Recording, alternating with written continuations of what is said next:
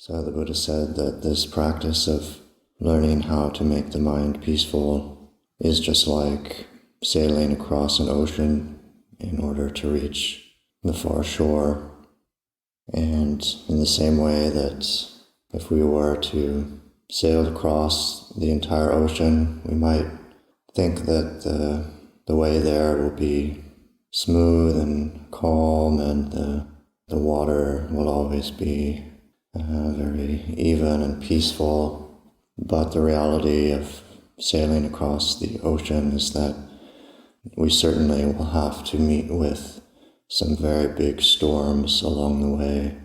And this is very much like our practice of training the mind. When we begin, we might think that it's all about peace and happiness, and we might think that the way will be very smooth and easy. But in the same way, if we really take on this practice of training the mind, we'll definitely run into some very big storms within ourselves. And these storms are not made of wind and water. They're made of desire and anger and fear and all of the other states of suffering within our mind. And in the same way that the ship out in the middle of a storm is in danger of tipping over or of going astray and getting lost in the storm, in the same way, when we run into these quite extreme emotions that may last for days or weeks even, we also are in danger of being tipped over or going astray. We can be completely overwhelmed by these things and give up the practice altogether, or end up doing things that we later regret, or falling into states of mind, states of suffering that we can't find our way out of.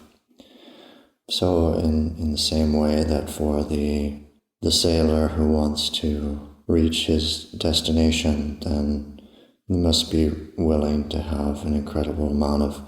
patience and, learning how to keep the boat balanced in the midst of the storms, but also just having that incredible patience and determination to be willing to keep going no matter how bad it gets and no matter how impossible it seems. And this is, the same qualities that we need to have in our practice, learning how to keep the mind balanced, or as balanced as we can,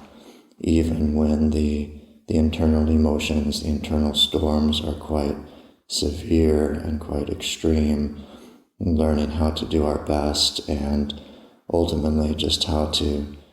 keep going, because just like the storms in the ocean, no matter how strong they are, they can't last forever if we just keep traveling through them.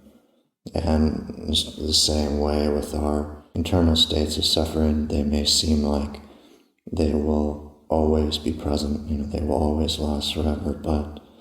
it's the same reality with our emotions, that if we're willing to continue to travel through them, they must eventually pass away, and we must find our way beyond them and find our way to real happiness within our mind.